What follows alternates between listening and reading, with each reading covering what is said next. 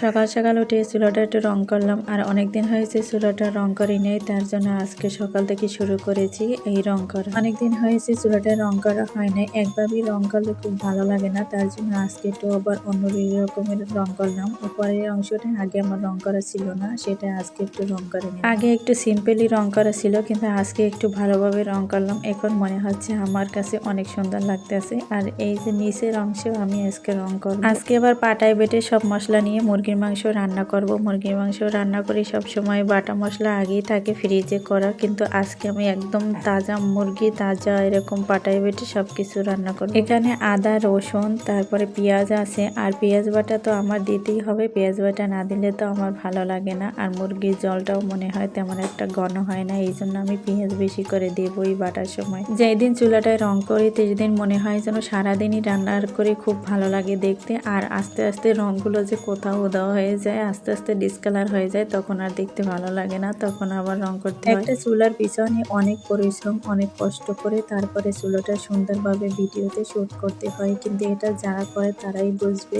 না হলে তো বুঝবে না। এখানে আমি মুরগির মাংস তেল পেঁয়াজের ভিতরে হালকাভাবে কষিয়ে নিয়েছি। এখন হলুদ আর লবণ দিয়ে এটা একটু হালকা ভাজা দেবো, তাহলে আমার মুরগির মাংসটা আমার কাছে একটু বেস্ট লাগে। তার জন্য আমি এভাবে সবসময় কষিয়ে নিই, অন্তত দেশি মুরগিটা কষি হলেও আর বুড়ো হলেও। পাটায় বেটে রেখেছিলাম সেই মশলাগুলো এখন দিয়েছি, তাও আবার কষাবার উপরে থাকবো আর এরকম নাড়তে থাকবো। আর মরিচের গুঁড়োটা একদম পরে দেবো, তাহলে খুব সুন্দর হয় এবং মজা হয়। শীতের দিনে টমেটো যেহেতু আছে, একটু মুরগির মাংসের ভিতরে টমেটো দিয়ে দিলে আমার কাছে খুব মজা লাগে, তাই আমি টমেটো দিয়ে দিয়েছি। আর এখানে অনেক পরে আমি মরিচের গুঁড়োটা দিয়ে দিয়েছি, তাহলে কালারটা বেস্ট হবে। মুরগির মাংস খুব ভালোভাবে কষিয়ে নেব, যতক্ষণে পাতিলে লেগে না যাবে ততক্ষণ আমি কষাবো। আর এখানে আমি পানি দিয়ে দিয়েছি, আমার কষানো সব হয়ে গেছে। দেখেন কালারটা খুব দারুণ এসেছে মরিচের গুঁড়োটা পরে দেওয়ার জন্য। এই আইডিয়াটা এখন হয়েছে, এর আগে যখন রান্না করতাম তখন এমন একটা আইডিয়া আমার ছিল না। যাই হোক, সুন্দরভাবে কষানো হওয়ার পরে তারপরে আলুটা দিয়ে দিয়েছি। এটা হয়েছে এবার নতুন আলু, আর নতুন আলু সেদ্ধ হতে তেমন একটা সময় লাগে না, তো এখানে আমি এটা দিয়ে দিয়েছি আর ঢাকনা দিয়ে সেদ্ধ করে নেব। অনেক সময় অনেক কিছু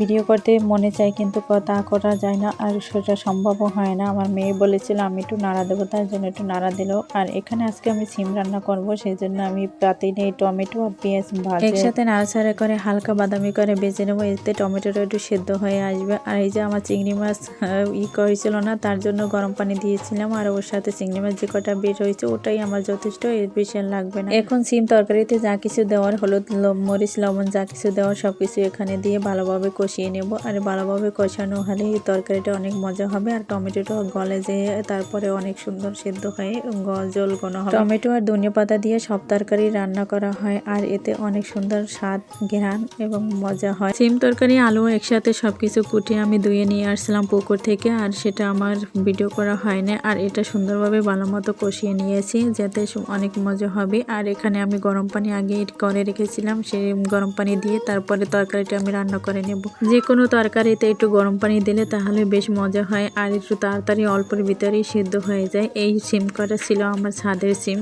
অল্পতেই সিদ্ধ হয়ে গেছে, আর খুব মজা এবং দারুণ স্বাদের হয়েছিল।